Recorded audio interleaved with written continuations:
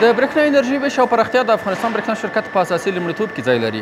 د همدې شبکې د پراختیا او اړینو توکو د تمویل په برخه کې بیا د افغانستان برېښنا شرکت ساختماني ریاست خپل کلنی تولید 80 سلنې ته لوړ کړی چې د تیر په توپیر 2 چنده زیاتوالی ښیي. موږ دغه خپل تولید کچه د 15 سلنې څخه 80 سلنو ته ورسوله. په 10 بېلابېلو بڼو سویچ بورډونه 3 6 او 9 میټرونو د نصب لپاره بکسې، براکټونه، د منځني او ټیټ ولتاژ اوسپنیزې پایې او اړوند ګڼ اړین توکي د ساختمانی ریاست د تولید اساسی برخه جوړوي که ضرورت‌های تمام ولایت ما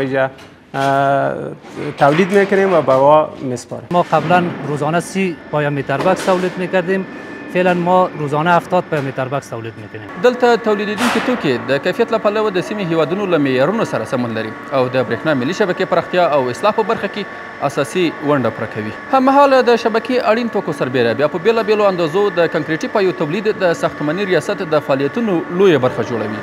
ټاکل شوی تر راتلونکو 2 کلونو پورې د میټر بکسونو او کنکریټي پایو د تولید له پلوه افغانستان پر ځان بسیا شي.